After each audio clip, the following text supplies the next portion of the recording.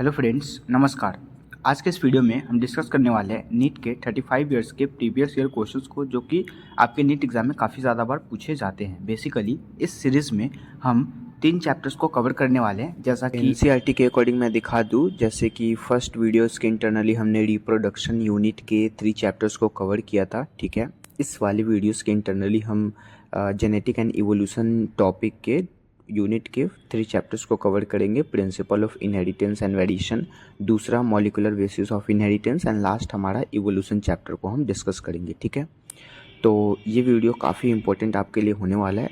तो स्टार्ट करते हैं हम अपने फर्स्ट चैप्टर को। तो फर्स्ट जैसा आपको टॉपिक यहाँ पे दिख रहा है मेंडलिज्म का, ठीक है। उसके बाद फिर हम आगे के म्यूटेशंस वाले टॉपिक का क्वेश्चंस देखेंगे। फिर सेक्स डिटर्मिनेशंस के कुछ क्वेश्चंस आते हैं, वहाँ के क्वेश्चंस देखेंगे। फिर जेनेटिक डिसऑर्डर के क्वेश्चन देखेंगे। तो टोटल ऑल ओवर सारे क्वेश्चन को हम इस वीडियो में कवर करने वाले हैं, ठीक है। तो ये वीडियो आपके लिए काफ़ी ज़्यादा इंपॉर्टेंट है, ठीक है। तो स्किप मत कीजिएगा। फर्स्ट टॉपिक को स्टार्ट करते हैं हम अपने मेंडलिज्म को। So this is our first topic Mendelism. अब यहाँ से क्वेश्चन कितना सिंपल आया था देख सकते हैं आप। जैसे 2 स्टेटमेंट दिया गया था, स्टेटमेंट फर्स्ट और स्टेटमेंट सेकंड। स्टेटमेंट फर्स्ट में कह रहा था Mendel study 7 pair of contrasting trait in P plant and propose the law of inheritance. बिल्कुल सही बात है, मेंडल ने 7 कैरेक्टर को चूज़ किया था और उन्होंने लॉ ऑफ इनहेरिटेंस भी दिया था, ठीक है। उसका दूसरा स्टेटमेंट है 7 character examine by Mendel, this is known as seed shape, seed colour, flower colour, उसके बाद pod shape and pod colour, फिर flower positions and stem height, ठीक है। तो यही सारे के सारे कलर मतलब कि उनके कैरेक्टर्स थे। तो ये भी बिल्कुल सही है, मतलब बोथ स्टेटमेंट इज करेक्ट, जो कि नीट 2022 में पूछा है, ठीक है। अगेन फिर हम अपने नेक्स्ट क्वेश्चंस पे आते हैं, जो कि बिल्कुल ही सिंपल सा यहाँ पे क्वेश्चन है। जैसे कहा जा रहा है गिवन बिलो दी 2 स्टेटमेंट, मतलब कि 2 स्टेटमेंट दिए गए हैं जिसको लेवल किया गया है असर्शन और रीजन से, ठीक है। जहाँ पे असर्शंस और रीजन्स दोनों दिए गए हैं। अब असर्शन में क्या कह रहा है, Mendel's law of independent assortment does not hold good for the genes that are located closely on the same chromosomes, ठीक है। तो ये बिल्कुल सही ऑप्शन है। मेंडल्स ने इंडिपेंडेंट असॉर्टमेंट को मतलब कि लिया नहीं था, ठीक है। किसके लिए? जीन के लिए। तो ये ऑप्शन बिल्कुल सही है। दूसरा है closely located gene assortment independently, तो नहीं, यहाँ पे इंडिपेंडेंटली नहीं होना चाहिए था, डिपेंडेंटली, क्योंकि यहाँ पे कहा गया है कि independent assortment does not hold good, ठीक है। लेकिन यहाँ पे कह रहा है कि असॉल्ट किया गया था इंडिपेंडेंटली, तो इसीलिए ये गलत ऑप्शन हो जाएगा, ठीक है। So first is correct but second is incorrect, ठीक है। तो यहाँ पे हमारा जो ऑप्शंस है उस ऑप्शंस के अकॉर्डिंग हमारा बी राइट हो जाएगा, क्योंकि assertion is correct but reason is not correct, जो कि नीट 2022 में पूछा गया था। अगेन आते हैं नेक्स्ट क्वेश्चंस पे। अब यहाँ पे नेक्स्ट क्वेश्चन ये भी बिल्कुल सिंपल सा है। देखिए ये क्वेश्चन ना काफ़ी ज़्यादा बार रिपीट हुआ था, जैसे कि 2021 में पूछा है, ये 2019 में भी पहले पूछा गया था। जैसे the production of gamete by the parent, formation of zygote and the F1 and F2 plant can be understood from a diagram. अब वहाँ पे एक डायग्राम बनता है, मतलब कि क्या होता है कि पेरेंट के द्वारा कुछ गैमीट प्रोड्यूस्ड होते हैं और वहाँ पे ना एक जाइगोट बनता है, ठीक है। और F1 F2 प्लांट के इंटरनली मतलब कि फिलियल 1 और फिलियल 2 जो भी मतलब कि वहाँ पे प्रोसेस हो रहा होता है, ठीक है। तो वहाँ पे एक डायग्राम बनता है और उस डायग्राम को हम पॉनेट स्क्वायर के नाम से जानते हैं। पंच स्क्वायर नाम का कुछ हमने पढ़ा ही नहीं है, ना बुलेट स्क्वायर ना नीट स्क्वायर। तो पॉनेट स्क्वायर हम इस चैप्टर में पढ़ते हैं और यही ऑप्शन करेक्ट होगा। और यही क्वेश्चन आपको यहाँ पे मैं दिखा दूँ तो पूछा गया है, जैसे कि the production of gamete by the parent and the formation of zygote in F1 and F2 plant can be understood, this is known as Punnett square. तो ये 2019 में पूछा गया था, ठीक है, और 21 में रिपीट हुआ था। अगेन आते हैं नेक्स्ट क्वेश्चंस पे। The number of contrasting characters study by the Mendel for his experiment was, तो मेंडल्स ने 7 पेयर्स ऑफ कैरेक्टर्स पे स्टडी किया था, तो 7 is the right answer. Again next question, उसी क्वेश्चन को ना यहाँ पे घुमाया गया है। जैसे क्या घुमाया गया, how many true breeding pea plant variety did Mendel selected as pair, ठीक है, and which were similar except in 1 characters with contrasting trait. तो कितने कैरेक्टर थे? तो 14 कैरेक्टर थे ट्रू ब्रीडिंग के, जिसको हम पेयरिंग में लेते हैं, तो वो कितने हो जाते हैं? 7 हो जाते हैं, ठीक है। तो वही सब बात है। अगेन आते हैं नेक्स्ट क्वेश्चंस, जो कि नीट 2020 का ही है। Identify the wrong statement according to reference of the ABO blood group, ठीक है। तो एबीओ ब्लड ग्रुप के रेफरेंस में आपको रॉन्ग स्टेटमेंट यहाँ पे बताना है। So this is our first, मतलब कि यहाँ पे ऑप्शन है, a person will have only 2 of the 3 alleles, बिल्कुल सही ऑप्शन है।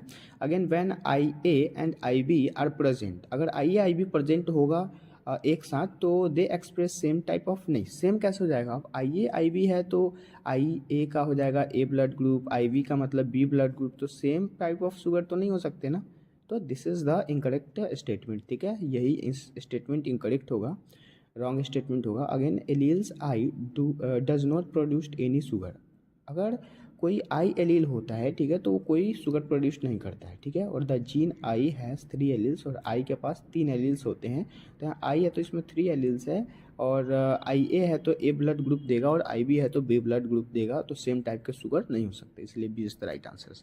Now we will move on next question. ये क्वेश्चन तो अभी हमने कर ही लिया है, पनेट स्क्वायर। अगेन फिर नेक्स्ट क्वेश्चन देखते हैं। In a marriage between male with the blood group A and female with the blood group B, the pregnancy had either blood group A और ए बी, ए बी और B, what will be the good possible genotype. तो यहाँ पे आई ए का मतलब होता है ए blood group, और आई बी का मतलब होता है बी ब्लड ग्रुप, ठीक है। तो आई मतलब मेल हो गया, और आई मतलब फीमेल हो गया, तो ए और बी ब्लड ग्रुप को हम आई और आई बी लिख सकते हैं, ठीक है।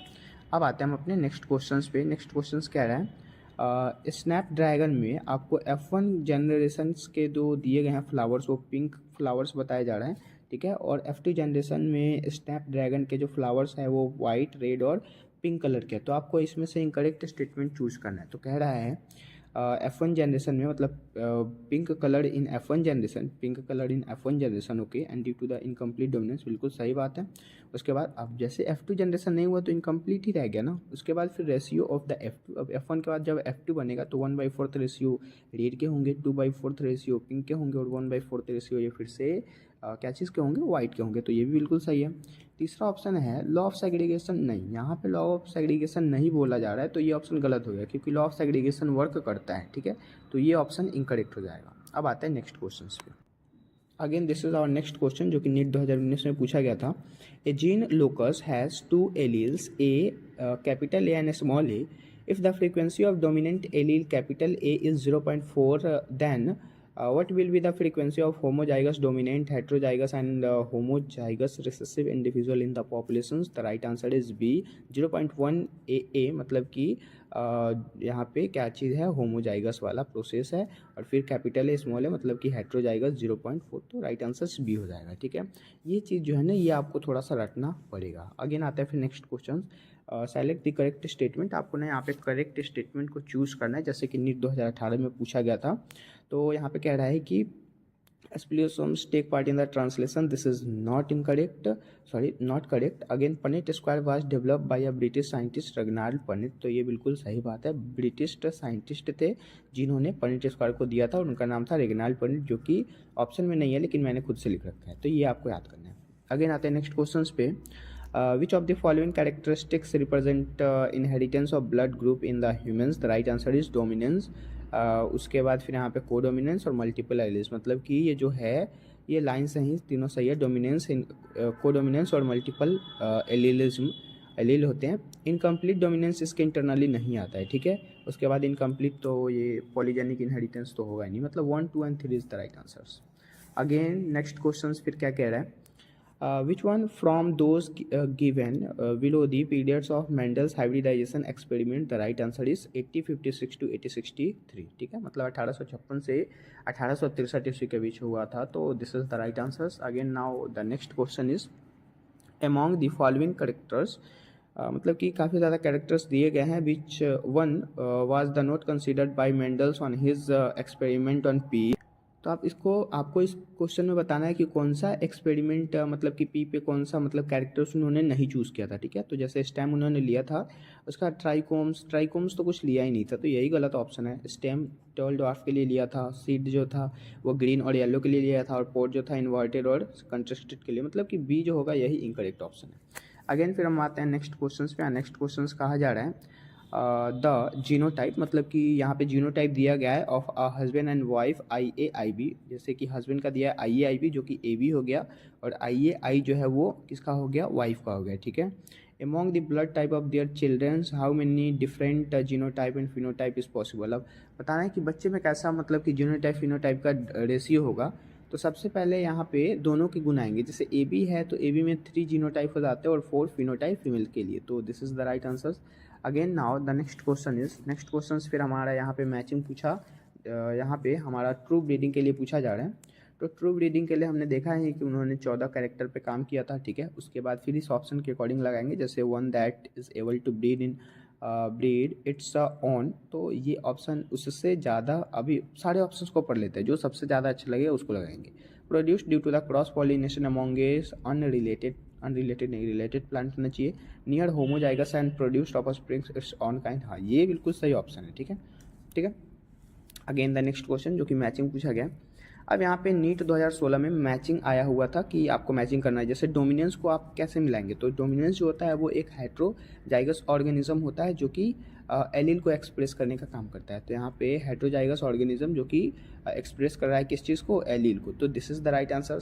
अगेन फिर कोडोमिनेंस भी हेट्रोजाइगस ही होता है, लेकिन वो एक्सप्रेस क्या करता है, दोनों, मतलब कि एलील को एक्सप्रेस करता है, ना कि सिंगल। जैसे कि ये सिंगल को करेगा लेकिन ये दोनों को करेगा, क्योंकि कोडोमिनेंस है।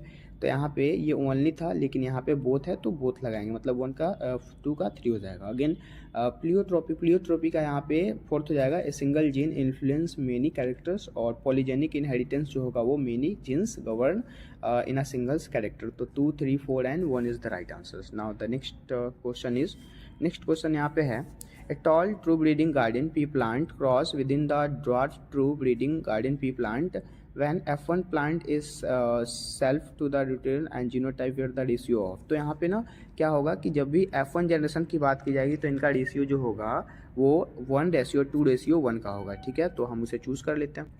तो यहाँ पे रेशियो जो होगा वो यहाँ पे 1:2:1 tall homozygous and tall heterozygous dwarf. तो this is the right answer. यहाँ पे 3:3 दिया गया है, लेकिन ये सब ऑप्शन नहीं होंगे।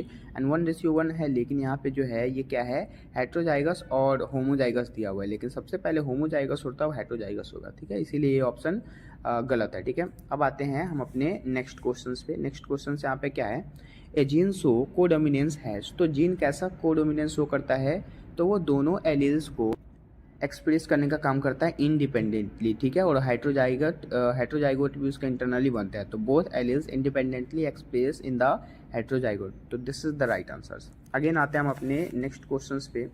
अब यहाँ पे नेक्स्ट क्वेश्चन जो है वो किस चीज़ का है, जैसे पूछा जा रहा है यहाँ पे क्वेश्चन है, in a classic experiment on pea plant Mendel did not use. तो उन्होंने क्या यूज़ नहीं किया था, सीड कलर यूज़ किया था, उसके बाद सीड शेप यूज़ किया था, उसके बाद सीड पोजिशन फ्लावर पोजीशंस ये भी उन्होंने यूज़ किया था, लेकिन पॉड लेंथ नहीं यूज़ किया था, पॉड कलर और पॉड शेप यूज़ किया था। तो ये ऑप्शन ही इनकरेक्ट होगा। अगेन आते हैं नेक्स्ट क्वेश्चन, ए प्लियोट्रोपिक जीन। तो प्लियोट्रोपिक जीन के एक मतलब रिगार्डिंग हमें कुछ क्वेश्चन है, ऑप्शंस है, उसको चूज करना है। जैसे is express only in the primitive plant, this is wrong statement. In a given evolve during the Pliocene, ये भी गलत है। उसके बाद control the trait only in the combinations with another gene, गलत है। Controls multiple trait and individual, हाँ ये सही है। इसका यूज ही किया जाता है मल्टीपल ट्रेट्स को यूज मतलब कंट्रोल करने के लिए। Again the next question, fruit colour in a squash in an example of, this is dominant. Again फिर नेक्स्ट क्वेश्चन यहाँ पे है, सारा कुछ नहीं पढ़ना आपको, यहाँ पे ना रेशियो देखना है। जैसे कि ए बी ब्लड ग्रुप और ए ब्लड ग्रुप और बी ब्लड ग्रुप हमें चूज करना है, जिसमें रेशियो है 1:2:1 का, ठीक है। अब नीचे के क्वेश्चंस को देखेंगे, इसमें क्या है, electrophoresis reveal presence with the A B and proteins and A B blood group individual, this is example. तो ये किसका एग्जाम्पल है, कोडोमिनेंस का एग्जाम्पल है, ठीक है। तीनों के तीनों जब आ रहे हैं तो कोडोमिनेंस, नीट 2013 का क्वेश्चन है, बिल्कुल सिंपल सा क्वेश्चन। अब आते हैं नेक्स्ट क्वेश्चन। यहाँ पे नेक्स्ट क्वेश्चन है, which Mendelian idea is depicted by the cross in which F1 generation resemble both the parent, the right answer is codominance. वही चीज़ को फिर से मतलब दूसरे लैंग्वेज में पूछ दिया गया। अगेन फिर नेक्स्ट क्वेश्चन जो कि AIPMT 2012 का है, F2 generation in a Mendelian cross so both genotype and phenotype ratio are same in the 1:1 ratio, it represent the case of. तो ये किस चीज़ में रिप्रेजेंट होगा, सबसे पहले ये तो इनकम्प्लीट डोमिनेंस है, क्योंकि यहाँ पे F2 जनरेशन आ गया। उसके बाद फिर क्या होता है कि इसके अंदर मोनोहाइब्रिड क्रॉस होता है, ना कि डीहाइब्रिड। तो डीहाइब्रिड को गलत कर लेंगे। कोडोमिनेंस जब भी होगा वो F1 जनरेशन के लिए होगा। यहाँ पे देख सकते हैं आप, F1 जनरेशन के लिए मतलब कि कोडोमिनेंस होगा 1:2:1 का, लेकिन यहाँ पे और ब्लड ग्रुप भी शामिल होने चाहिए। लेकिन यहाँ पे कहा जा रहा है F2 generation with the Mendelian cross, ठीक है, एंड वो genotype and phenotypic ratio is the same 1:1। तो इसको रिप्रेजेंट करेंगे हम मोनोहाइब्रिड क्रॉस से विद इनकम्प्लीट डोमिनेंस से, क्योंकि इनका डोमिनेंस कंप्लीट नहीं है, ठीक है। So this is the right answer. अब आते हैं नेक्स्ट क्वेश्चन पे। Now this is our next topic, chromosomal theory of inheritance and linkage. अब यहाँ से क्वेश्चन काफ़ी ज़्यादा आते हैं, जैसे कि यहाँ से भी 2 क्वेश्चन प्रत्येक ईयर पूछे जाते हैं, ठीक है। ऐसा नहीं है कि मिसिंग हो जाता है कभी कभी, नहीं, प्रत्येक ईयर आता है, ठीक है।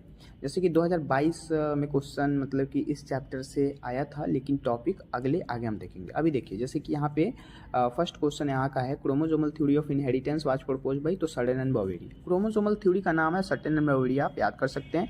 दिस इज बिल्कुल इजी क्वेश्चन है ना, नीट 2020 में पूछा गया था।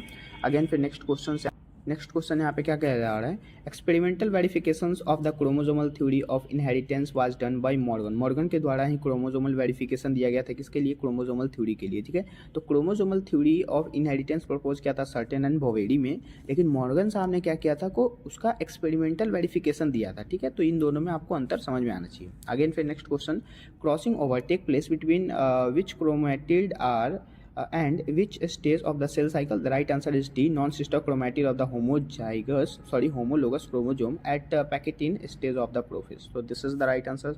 Again आते हैं next क्वेश्चन पे, जो कि यहाँ पे क्या कहा जा रहा है, तो ये क्वेश्चन कहा जा रहा है, व्हाट मैप यूनिट मतलब कि centimorgan is adapted in the constructions of genetic map, ठीक है। तो ये नीट 2019 में पूछा गया था, इसका राइट आंसर यहाँ पे बी हो जाएगा, a unit distance between gene on chromosomes representing 1% cross over, ठीक है। अगेन फिर आते हैं नेक्स्ट क्वेश्चन, जो कि नीट 2019 का पूछा गया है। यहाँ पे भी सेम ही मतलब कि क्वेश्चन पूछा जा रहा है, जैसे यहाँ पूछ रहे हैं, the frequency of recombination between gene pair on the same chromosomes as a measures of distance between one gene was explain by, this is Alfred, ठीक है। So this is the right answers. Again आते हैं next questions, a test cross में 1 का ratio होता है, ठीक है। So in a test cross involving F1 hybrid मतलब dihybrid flies and more parental type of offspring bars produced than the recombinant type of offsprings, this indicate। तो ये NEET 2016 में पूछा गया था, इसका राइट आंसर बी हो जाएगा यहाँ पे। कैसे, तो टेस्ट क्रॉस के लिए और F1 मतलब कि डिहाइब्रिड फ्लाइज है, तो यहाँ पे 2 जीन्स जो होंगे वो लिंक होंगे किस चीज़ से, तो सेम क्रोमोसोम में प्रेजेंट होंगे, ठीक है। अगेन फिर नेक्स्ट क्वेश्चन है, नेक्स्ट क्वेश्चन यहाँ पे क्या पूछा गया, the mechanism that causes a gene to move from a linkage group of the another is called translocation, ठीक है, जो कि नीट 2016 में पूछा गया है। और फिर लास्ट यहाँ पे क्वेश्चन है, the term linkage was coined bye, तो अभी हमने जस्ट देखा था मॉर्गन साहब ने क्या किया था, लिंकेज टर्म को दिया था। तो उन्होंने ना क्या, जैसे कि मॉर्गन साहब ने क्रोमोसोमल थ्योरी के एक्सपेरिमेंटल वेरिफिकेशन भी दिए थे और लिंकेज टर्म को भी उन्होंने कॉइन किया था। तो this is the right answer. Again आता है फिर हम अपने नेक्स्ट क्वेश्चन पे, यहाँ पे पूछा जा रहा है, which of the following statement is not true for not true of 2 genes that show 50% recombination frequency? The right answer is B, the gene are tightly linked। ये नीट 2013 में पूछा गया था। अगेन फिर next, select the correct statement. अब हम ना यहाँ पे करेक्ट स्टेटमेंट चूज करना है, रिस्पेक्ट विद टू डिहाइब्रिड क्रॉस। तो ये AIPMT 2010 का क्वेश्चन है, जो कि उतना ज़्यादा इंपॉर्टेंट शो नहीं करता है। तो आते हैं हम अपने नेक्स्ट क्वेश्चन पे। So this is our next topic, यहाँ पे sex determination.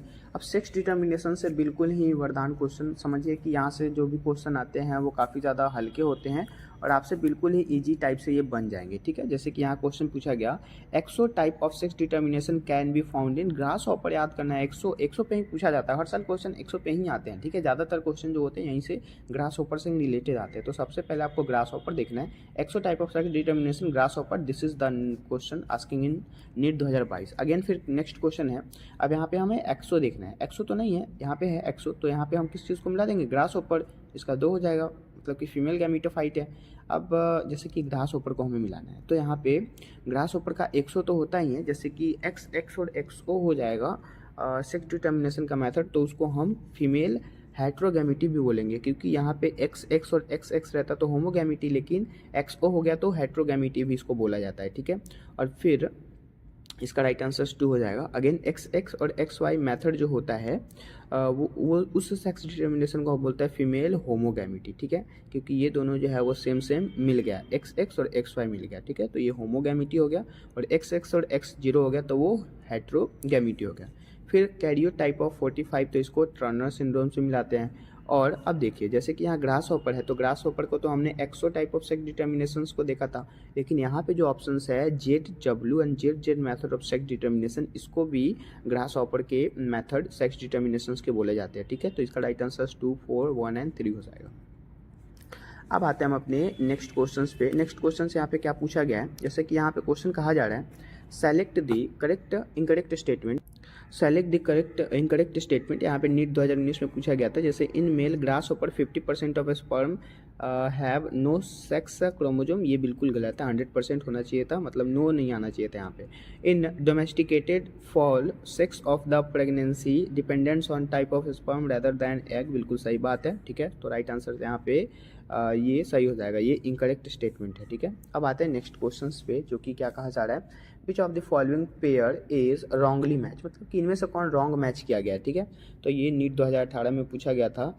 XO type sex determination जो कि ग्रास हॉपर में होता है, A B blood grouping codominance कहलाता है, ठीक है। स्टार्च सिंथेसिस ऑफ पी जो कि मल्टीपल एलील नहीं, स्टार्च सिंथेसिस को मल्टीपल एलील नहीं कहते हैं, इसको ना मतलब कि सिंगल एलील के नाम से, तो ये गलत ऑप्शन है, ठीक है। अगेन फिर है टी एच मॉर्गन लिंकेज का खोज किए थे, तो ऑप्शन इनकरेक्ट यही है, ठीक है। अब आते हैं नेक्स्ट क्वेश्चंस पे। नेक्स्ट क्वेश्चंस क्या है, which one of the following conditions correctly describe the manners of determining the sex in given example. तो यहाँ पे जब भी आपको पूछा जाएगा सेक्स डिटर्मिनेशंस के बारे में, ठीक है, इसके एग्जांपल आपको बताने हैं। तो XO type of sex determination determine the males in the grasshopper हॉपर, तो ये बिल्कुल सही ऑप्शन है। फिर है यहाँ पे XO conditions in human found in Turner syndrome, नहीं, यहाँ डाउन सिंड्रोम गलत हो गया। फिर होमोजाइगस क्रोमोसोम XX और प्रोड्यूस्ड बाय द ड्रोसोफिला, नहीं, ये ह्यूमन में होता है, तो ये भी गलत हो गया। Again homozygous sex determination ZZ, ये बर्ड में नहीं होगा, ये किस में होगा, ग्रास हॉपर में होगा, ठीक है। तो राइट आंसर यही सही है, बाकी सारे ऑप्शन गलत हैं। अगेन आते हैं नेक्स्ट क्वेश्चन, जो कि ड्रोसोफिला से पूछा गया, सेक्स डिटर्मिनेशन कहाँ पे हुआ ड्रोसोफिला में, the ratio of pair of X chromosome in pair in the of autosome, ठीक है। अब आते हैं नेक्स्ट क्वेश्चन, ड्रोसोफिला फ्लाइज, मतलब ड्रोसोफिला जो हो रहा है फ्लाई कर रहा है with the XXY genotype of females, but human being with the such genotype are abnormally male, it so that this is known as C, मतलब कि Y chromosome is male determining in human being. Again the next question is, जो कि NEET 2000 AIPMT काफ़ी ज़्यादा पुराना है, fetal sex can be determined by the examining cell from the amniotic fluid by look for, the right answer is बारबडीज के नाम से जाना जाता है, जो कि अब सिलेबस में नहीं है। अब आते हैं नेक्स्ट क्वेश्चंस पे। Again the next question is genetic identity of a human male is determined by, this is known as sex chromosome. Again फिर नेक्स्ट क्वेश्चन यहाँ पे जो है वो क्या है, an individual exhibiting both male and female such characters of the body is known as gynandromorph. Again the next question, sex determine the human beings, this is known as at the time of fertilization, fertilization के time में ही sex को determine किया जाता है। फिर next question है diploid chromosome number in human, human में क्रोमोजोम की संख्या कितनी होती है, 46, मतलब 23 pair. And next question, a female of 5 daughter and only expecting 6 issue, the chance of the wing in son is known as 50%, मतलब कि कोई फैमिली है जिसमें 5 डॉटर्स हैं एंड ओनली एक्सेप्ट करे 6th इशू, छठा इशू हो रहा है, तो उसमें क्या चांस होगा कि वो सन आए, तो 50% चांस हो सकता है कि वो सन आए, ठीक है। अब आते हैं नेक्स्ट टॉपिक म्यूटेशन पे, ठीक है। म्यूटेशन से भी सिंपल सा क्वेश्चन आता है, जैसे क्या पूछा गया, if a colour blindness female marry man, मतलब कि कलर ब्लाइंडनेस अगर फीमेल है, उसका मैरी मतलब कि किसी आदमी के साथ शादी हो गया और उसकी मदर भी जो थी वो कलर ब्लाइंडनेस ही थी, तो what will be the chance, तो बिल्कुल 100% चांस है कि उस बच्चे को कलर ब्लाइंडनेस होगा, क्या मतलब कि उसका प्रोजेनी जो होगा वो कलर ब्लाइंडनेस ही होगा, क्योंकि फीमेल से तो जो भी क्रोमोजोम आ रहे हैं वो तो कलर ब्लाइंडनेस वाले आ रहे हैं, और जो मेल है, मेल जो पर्सन है उसकी मदर को था तो बच्चे में तो होगा ही हो, ठीक है। इसीलिए इस में हुआ तो 100% आ जा सकता है कि फीमेल में भी मतलब कि उसके जो बच्चे होंगे उसमें भी ब्लाइंडनेस हो, ठीक है। अब आते हैं नेक्स्ट क्वेश्चंस पे। Nowadays it is possible to detect by the mutated gene causing cancer and allow the radioactive process hybridise and competent DNA is the clone of cells followed by the detection of audiograph, because this is known as C. Mutated gene does not appears on the photographic film and the probe has no complementary with it. So right answer is C. अब आता है next question, जो कि यहाँ question समझिए fix up रहते हैं, जैसे यहाँ पे पूछ गया है, under time of conditions will there will be no chance the regarding frame of the following mRNA, so 5SAACGGC, इसी को जस्ट उल्टा कर लिया जाता है और इसी चीज़ को बोलते हैं detection of GUG from 7th and 9th positions, ठीक है। अब आते हैं, मतलब डिटेक्ट कर दिया गया तो चेंज कर दिया गया, जैसे 1 2 3 4 5 6 7, तो 7 से G8 and 9 GGU को क्या किया गया, उसको चेंज कर दिया, ठीक है। तो यहाँ पे 7th and 9th, अब जैसे G है तो G1 ऑफ द 5, यहाँ पे 1 2 3 4 5 पे G है तो G को क्या किया गया 5th पोजीशन से चेंज, नहीं, ये गलत ऑप्शन है। अब आते हैं नेक्स्ट क्वेश्चन पे, जो कि नीट 2016 का है। अब यहाँ से क्या क्वेश्चन आया हुआ है, a cell at tailors stage of observe in the student in a plant brought from the field and he tells his teachers that cell is not like other cell and telophase stage. There is no formation of cell plate and thus the cell of containing more number of chromosomes as compared to other dividing cell and this could is polyploidy. ठीक है, जो कि 2016 में पूछा गया था. Again फिर next question है point mutation evolve. Point mutation क्या करता है कि सिंगल बेस को चेंज करने का काम करता है. अगेन फिर इनकरेक्ट स्टेटमेंट बताना है जो कि यहाँ पे देखिए ब्लाइंड, जहाँ पे क्या है कि बायस ऑफ सेक्स डिटर्मिनेशन लिमिट कोई हो नहीं सकता, इसीलिए इनकरेक्ट है. बाकी सारे ऑप्शन करेक्ट ऑप्शन है. ठीक है. अगेन फिर यहाँ नेक्स्ट क्वेश्चन है मल्टीपल, मतलब कि कहा जा रहा है in multinational event and when the adenine replaced by guanine it is case of tor transitions. आगे आते हैं हमारे नेक्स्ट क्वेश्चंस पे बिल्कुल. ठीक है. So this is our next and last topic genetic disorder. यहाँ से भी क्वेश्चन काफी ज्यादा आते हैं. जैसे क्वेश्चन क्या पूछा जा रहा है, first which the following occurs to the presence of autosome link dominant trait. तो नीट 2020 में पूछा गया था, इसका आंसर पे मायोटोन डिस्ट्रॉफी होता है. आगे आते हैं नेक्स्ट क्वेश्चंस पे. ये नेक्स्ट क्वेश्चन यहाँ से क्या कहा जा रहा है, in a cross between a male and female both the heterozygous for sickle cell anaemia gene and what will be the percentage of progeny. तो प्रोजेनी को क्या परसेंटेज है कि हो तो 25, मतलब बिल्कुल ही कम परसेंटेज है. ठीक है. अब आते हैं नेक्स्ट क्वेश्चन जो कि 2022 है. The best example of polyploidy is known as क्या चीज, फेनिलकेटोन्यूरिया. अगेन फिर क्या होगा यहाँ पे, अब पॉलीप्लॉइडी ऑफ बेस्ट एग्जांपल फेनिलकेटोन्यूरिया ही है. करेक्ट मैच बताना है. जैसे कि फेनिलकेटोन्यूरिया तो ये एक प्रकार के पॉलीप्लॉइडी होते हैं, रिसेसिव डोमिनेंट होते हैं. तो यहाँ ऑटोसोम क्या है तो ये हो जाएगा. Again sickle cell anaemia. Sickle cell anaemia जो होता है वो autosomal recessive trait chromosome first. ठीक है. ऑटोसोमल रिसेसिव नहीं होता, ये बिल्कुल करेक्ट ऑप्शन है. आगे फिर थैलासीमिया एक्स लिंकेज नहीं, ऑटोसोम रिसेसिव होते हैं. और हीमोफीलिया एक्स लिंकेज होते हैं, तो ये वाई लिंकेज कह रहा है, ये गलत हो है. तो राइट आंसर भी हो जाएगा. Again the next question is in which genetic conditions each cell in a affected person has 3 sex chromosomes XXY. The right answer is Klinefelter syndrome. ठीक है. अगेन फिर नेक्स्ट क्वेश्चन से यहाँ पे क्या कहा जा रहा है, नेक्स्ट क्वेश्चन से यहाँ पे कहा जा रहा है what is the genetic disorder in which individual has no overall masculine development. उसके बाद कैनोपैन and the steroid. The right answer is Klinefelter syndrome. ठीक है. तो क्लाइनफिल्टर सिंड्रोम से काफी ज्यादा क्वेश्चन पढ़ते आते हैं. अगेन फिर यहाँ पे आपको नेक्स्ट क्वेश्चन जैसे दिख रहा है, thalassaemia and sickle cell anaemia are caused to a problem in a globulin molecule synthesis. Select the correct statement. So the right statement is C, thalassaemia is due to synthesis of globulin molecule. ठीक है. तो globulin molecule is right answer. Again फिर next question जो कि 2017 का ही है. यहाँ पे क्वेश्चन पूछा गया है, it is called by autosome primary non destruction is. So right answer is down syndrome. ठीक है. मतलब कि वैसा डिसीज का नाम बताना है जो ऑटोसोमल रिसेसिव हो. ठीक है. यहाँ पे डाउन सिंड्रोम होगा. अगेन फिर नेक्स्ट क्वेश्चन है, which one of the following most appropriate describe the haemophilia. तो right answer is X linked recessive होते हैं. ठीक है. जब भी हीमोफीलिया की बात की जाएगी तो ये एक्स लिंक्ड रिसेसिव होता है, जिसका भी हमने 2020 देखा था. अगेन अब नेक्स्ट क्वेश्चन है, अब ना यहाँ पे करेक्ट ऑप्शंस को पिक करना, चूज करना है. जैसे क्या है, हीमोफीलिया सेक्स लिंक्ड रिसेसिव सही बात है. डाउन ड्यू टू द अनप्लॉइडी ये भी बिल्कुल सही है. उसके बाद फेनिलकेटोन्यूरिया तो रिसेसिव बिल्कुल सही है. सिकल एनीमिया एक्स लिंक्ड नहीं, ये जो सिकल सेल एनीमिया होता है ये एक्स लिंक्ड नहीं, ये ऑटोसोमल रिसेसिव होता है. तो ये गलत ऑप्शन.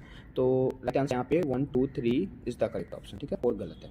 अगेन फिर नेक्स्ट क्वेश्चन है, if a colour blindness man marry with a woman and with homozygous for normal colour visions, the probability of their son being in colour blindness. So 0% इसका right answer होगा. ठीक है. Again फिर AIPM 2015 का question है, जैसे कि आपको ना इस चीज़ को पढ़ना है, यहाँ पे फिगर देखना है और चूज करना है. जैसे कि ये जो है कलर ब्लाइंडनेस है, इसमें नहीं है, तो ये फीमेल है, फीमेल और मेल है. फिर क्या आते हैं यहाँ पे फीमेल में है, मेल नहीं है. यहाँ पे क्या चीज़ है, फीमेल में है, सॉरी फीमेल मेल किसी में नहीं है, और यहाँ पे फीमेल में है, मेल में नहीं है. तो यहाँ पे ऑटोसोमल रिसेसिव हो जाएगा. ठीक है. यहाँ पे राइट आंसर ऑटोसोमल रिसेसिव जाएगा, क्योंकि मतलब ये जो पेरेंट है और पेरेंट से भी बच्चे आए हुए हैं, और इन बच्चों में जैसे कि मेल और फीमेल दोनों में नहीं रहेगा, कहीं पे भी मेल और फीमेल दोनों में नहीं रहेगा, तो उसको हम ऑटोसोमल रिसेसिव चूज करेंगे. ठीक है. और ऑटोसोमल डोमेन चूज करने का मतलब कि अगर किसी भी जैसे कि पेरेंट में किसी में भी एक में है, ठीक है, और नीचे के सारे मतलब प्रोजेनी है, तो उसको हम ऑटोसोमल डोमिनेंट बोलते हैं, रिसेसिव हो जाएगा, क्योंकि बीच में नहीं है. अब आते हैं यहाँ पे नेक्स्ट क्वेश्चन जो कि AIPM में पूछा गया है. क्वेश्चन क्या है, colour blinded man marry with woman with normal slightly who has the no history colour blindness, कोई हिस्ट्री पहले का नहीं है, एंड हर फैमिली. तो what is the probability of a grandson की कलर ब्लाइंड. तो बिल्कुल ही मतलब कि बहुत ही कम रेयर चांस है. जैसे 1% तो नहीं हो सकता, 0.5 आधा नहीं है, मतलब बहुत ही कम चांस है, 0.25. ठीक है. अगर नील ऐसा नहीं कि नील मतलब कि नहीं हो, ऐसा भी नहीं हो सकता, मतलब सकता है लेकिन बहुत कम. अगेन फिर नेक्स्ट क्वेश्चन है, a man whose father was color blindness marry a woman who had a colorblind mother and normal father, what percentage of male child of the couple will be colorblind? 25% is the right answer. Again फिर next question है, a human male with Turner syndrome, right answer human. अब Turner syndrome की बात जाएगी तो 45 chromosome use करते हैं. Again फिर नेक्स्ट क्वेश्चन 2013 में पूछा गया, if parent are for the thalassemia में फिर बताना है and the autosomal recessive disorder, what is the chance of progeny resulting in the affected child? 25%. ठीक है, आपको इन सारी चीज़ों को याद करना है. अगेन फिर नेक्स्ट क्वेश्चन है, इनकरेक्ट स्टेटमेंट आपको चूज करना है विद द हीमोफीलिया के रिस्पेक्ट में. तो उससे पहले हीमोफीलिया ये एक रिसेसिव ट्रेट होता है. यहाँ पे करा सेक्स लिंकेड डिसीज तो बिल्कुल सही है, इट इज रिसेसिव, ये भी बिल्कुल सही है, इट इज डोमिनेंट गलत हो गया. उसका single protein involve in the clotting बिल्कुल सही है, मतलब यहाँ पे सी इज राइट आंसर क्योंकि ये गलत है. अगेन फिर आते हैं AIMT 2012 के क्वेश्चन में. यहाँ पे क्वेश्चन क्या कहा जाए, ए नॉर्मल विजन मैन, मतलब कि आपको एक नॉर्मल विजन मैन को यूज करना है whose father was colour blindness man with the father was also colour blindness. मतलब कि एक नॉर्मल विजन्स को देखना है जिसमें से मेन जो है man whose father was colour blindness, father का कलर ब्लाइंडनेस है, उसका मैरी हो किसी फीमेल से, वुमेन से, जो कि जिसके फादर के पास कलर ब्लाइंडनेस था. क्या okay, and they have their first child as a daughter. अगर डॉटर पैदा हुई है तो it is the chances of child would be colour blind. अब देखिए डॉटर पैदा हो रही तो मेल को था तो मेल से तो मेल वाले ही गुण आएंगे. तो बच्चा अगर पॉजिटिव होता, इट मीन्स पॉजिटिव कहने का मतलब है कि बॉय होता, तब तो 100% चांस था कि भाई उसको कलर ब्लाइंडनेस होगा. लेकिन फीमेल हो रही है तो फीमेल में क्या हो रहा है कि वाई क्रोमोसोम तो आ ही रहे हैं फादर से, तो समझिए कि मतलब कि बिल्कुल 0% चांस है कि उसको क्या हो, मतलब कि बीमारी हो. तो यहाँ पे 0% is the right answer. Again फिर यहाँ आपको बताना है जो कि फिगर बेस्ड है, जैसे कि आपको फिगर देख के बताना है कौन सा यहाँ पे सिंबल करेक्ट है. जैसे कि ये दिया गया तो मेटिन बिल्कुल सही है. इसको कहते हैं अनप्रोटेक्टेड अनएफेक्टेड मेल. नहीं, ये मेल नहीं है, ये है, ये फीमेल है. अगर ये मेल है अनएफेक्टेड मेल है, ठीक है, उसका ये अफेक्टेड मेल है, तो अफेक्टेड होना चाहिए था, ये गलत ऑप्शन हो गया. अगेन हमारा यहाँ पे AIMT 2009 का क्वेश्चन है, इस बात के नहीं देखेंगे क्योंकि उतना इंपॉर्टेंट है नहीं. ठीक है, तो स्टार्ट विद पैरी चार्ट. जैसे कि यहाँ पे ऑप्शन अब जैसे दोनों में नहीं है तो दोनों नहीं, यहाँ पे क्या हो जाएगा सेक्स लिंकेड, मतलब कि जैसे कि आपको जैसे कोई भी बीमारी हो लेकिन मेल में भी नहीं है फीमेल भी नहीं है, उनके बच्चे जो उनके अंदर क्या तो पहले के नहीं थे लेकिन आगे लाइफ में आ गया, तो कौन सा डिग्री करेगा. तो सबसे पहले यहाँ पे inheritance of recessive sex linked को शो करेगा जो कि हीमोफीलिया नाम की बीमारी के साथ. ठीक है, तो यहाँ तक हमने सारे क्वेश्चन को एक करके चूज कर. ये वीडियो काफ़ी ज़्यादा लंबा भी हो चुका है, तो सारे क्वेश्चन को आप एक करके ना करें, सारे क्वेश्चन को एक करके काफ़ी ज़्यादा आपके लिए इंपॉर्टेंट है. इस चैप्टर की बात की जाए तो काफ़ी ज़्यादा इंपॉर्टेंट है और यहाँ से ना मतलब कि काफ़ी सिंपल सा क्वेश्चन आता है. ठीक है, इस चैप्टर में हम टोटल 3 से 4 टॉपिक को कवर करेंगे. जैसे कि फर्स्ट टॉपिक आपको यहाँ पे दिख रहा है ओरिजिन ऑफ लाइफ, उसके बाद फिर हम एविडेंस ऑफ इवोल्यूशन के टॉपिक को देखेंगे, फिर थ्योरी ऑफ इवोल्यूशन के टॉपिक को देखेंगे. ठीक है, तो ऐसे करके हम एक एक टॉपिक को कवर करेंगे. तो सबसे पहले आते हैं हम अपने फर्स्ट टॉपिक पे. This is our first topic origin of life. अब यहाँ से ना कैसे क्वेश्चन आते हैं तो बिल्कुल सिंपल से क्वेश्चन कैसे आते हैं देखिए. जैसे क्वेश्चन फर्स्ट है, after about how many years of formation of earth the life appears on the planet. मतलब कि यहाँ पे क्वेश्चन कह रहा है कि how many years of formation of earth, मतलब फॉर्मेशन अर्थ के फॉर्मेशन होने के कितने ईयर बाद, आफ्टर का मतलब बाद होता है. ठीक है, मतलब कितने ईयर बाद लाइफ क्या हुआ था प्लानट पे आया था. तो 500 मिलियन ईयर बाद, मतलब कि पहले अर्थ आ गया था उसके बाद लोगों की जन्म, मतलब कि लोग आए हुए थे, तो 500 मिलियन ईयर बाद आए हुए थे. ठीक है, तो यहाँ पे राइट आंसर 500 मिलियन ईयर्स हो जाएगा. अगेन फिर नेक्स्ट क्वेश्चन पे आते हैं.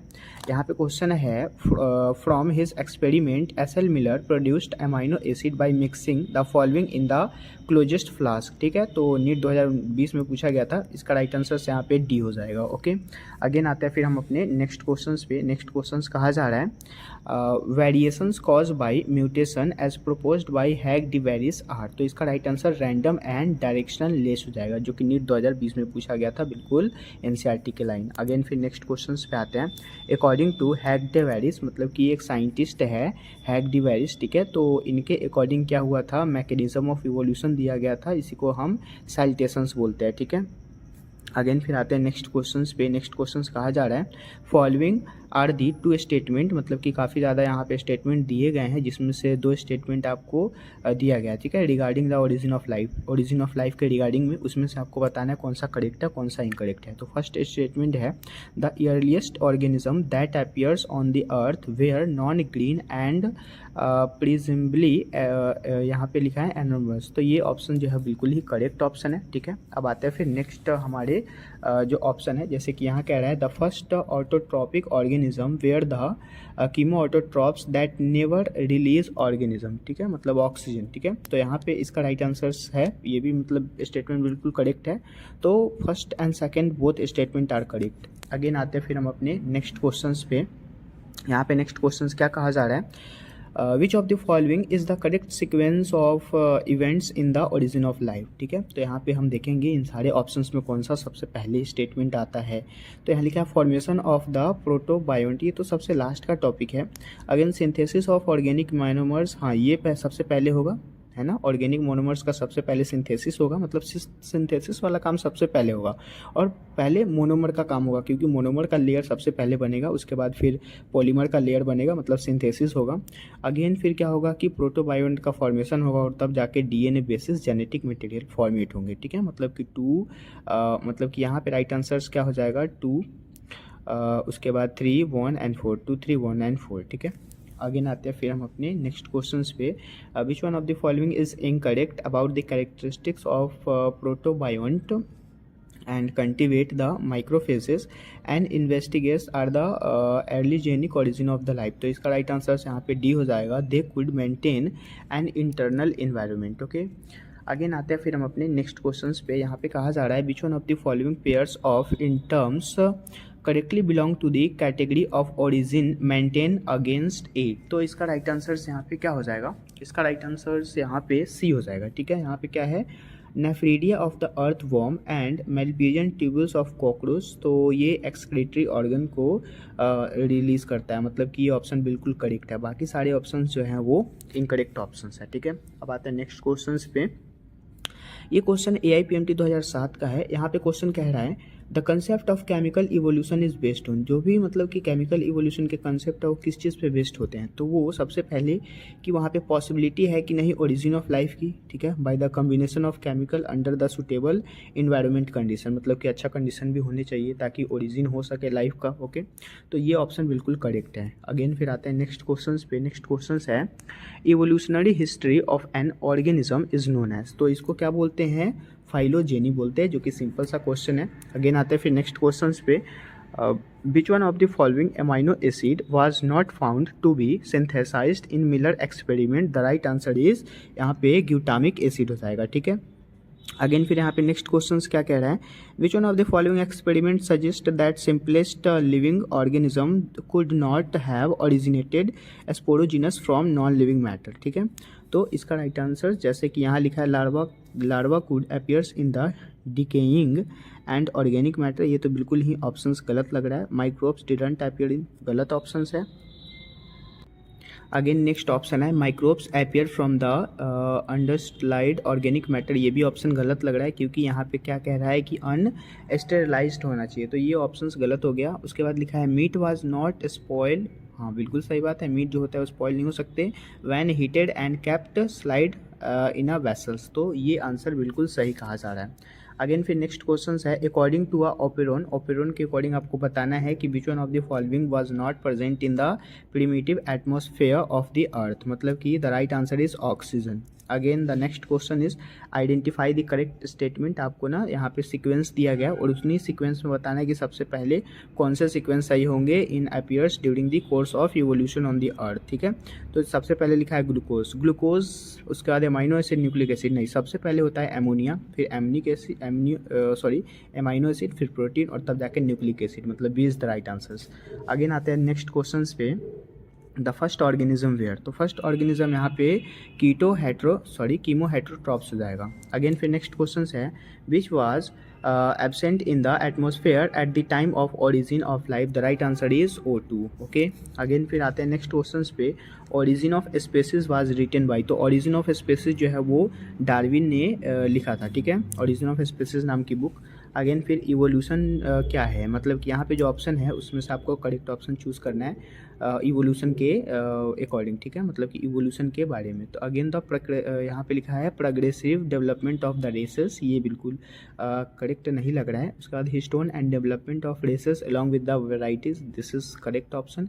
हिस्टोन इज अ रेस, ये गलत है। अगेन डेवलपमेंट ऑफ रेस, ये भी गलत, मतलब कि यहाँ राइट आंसर्स भी हो जाएगा। अगेन आते हैं नेक्स्ट क्वेश्चन पे। First life on earth was, मतलब कि ये जो पहला लाइफ होता है अर्थ पे क्या हुआ, मतलब कि पहला लाइफ किसको बोला गया था, ठीक है। तो यहाँ पे कीटो हेट्रो कीमो हेट्रोट्रॉप्स को बोला गया था, ठीक है, मतलब कि this is the right answers. Again आते हैं हम अपने नेक्स्ट टॉपिक पे। Again the next question is, यहाँ पे next question evidence of evolution पे है, जो कि नेक्स्ट टॉपिक है। यहाँ पे क्वेश्चन कहा जा रहा है natural selection where more individual acquire specific characters value other than the mean character value lead to. तो इसका राइट आंसर डायरेक्शनल चेंज हो जाएगा, ठीक है, जो कि नीट 2022 में आया था। अगेन फिर नेक्स्ट क्वेश्चन हम देख रहे हैं जो कि नीट 2022 में ही पूछा गया है, which one of the following statement is not true, ठीक है। तो इसका राइट आंसर यहाँ पे sweet potato and potato is the example of analog, बिल्कुल सही है। उसके बाद homologous decoyed common in the ancestry, बिल्कुल सही है। Hippo of the penguins and dolphins are pair of the homologous, नहीं होमोलोगस नहीं होगा, हेट्रोलोगस होना चाहिए था, तो ये गलत ऑप्शन हो गया। तो यही यहाँ पे करेक्ट हो जाएगा, क्योंकि नॉट करेक्ट पूछा गया है, तो ये सही आंसर है। आगे आते हैं नेक्स्ट क्वेश्चन पे। आपको समझ में नहीं आ रहा होगा कि 2023 का क्वेश्चन क्यों नहीं करवाया जा रहा है। तो 2023 का क्वेश्चन जो है मैंने पेपर वाइज डिस्कशन कर रखा है, आपको इस चैनल के प्लेलिस्ट में मिल जाएगा, आप जाकर के वहाँ से वीडियोस को देख ले, काफ़ी ज़्यादा इंपॉर्टेंट वो वीडियो है आपके लिए, ठीक है। अगेन आते हैं मैचिंग पे, जैसे कि एडेप्टिव रेडिएशंस। तो एडेप्टिव रेडिएशंस का हम यहाँ पे क्या मिलाएंगे, एडेप्टिव रेडिएशंस को डार्विन फिंचेस ने दिया था, ठीक है, तो इसका 4 हो जाएगा। अगेन कन्वर्जेंट इवोल्यूशन को हम यहाँ पे wing and butterfly and bird से मिला देंगे, और फिर आता है डाइवर्जेंट इवोल्यूशन जो कि बोन एंड फोरलिम से मिला देंगे, और बच गया सो, मतलब 4, 3, 2 and 1 is the right answer. So correct option is 4, 3, 2 and 1। Again आते हैं जो कि नीट 2020 में पूछा गया, यहाँ पे क्वेश्चन क्या कह रहा है, embryological support for evolution was proposed by Ernst Haeckel, this is the right answer, जो कि नीट 2020 में पूछा गया है, ठीक है। अगेन फिर नेक्स्ट क्वेश्चन कहा जा रहा है the phenomenon of evolution of different species in a given geographical area starting from a point and spreading to other habitat is called. तो इसको हम एडेप्टिव रेडिएशंस बोलेंगे। अगेन आते हैं नेक्स्ट क्वेश्चन पे, embryological support for evolution was disprove by. तो इसका right answer Karl Ernst von Baer हो जाएगा, ठीक है। अगेन फिर आते हैं नेक्स्ट क्वेश्चन पे, ये सारे के सारे नीट में ही क्वेश्चन पूछे गए हैं।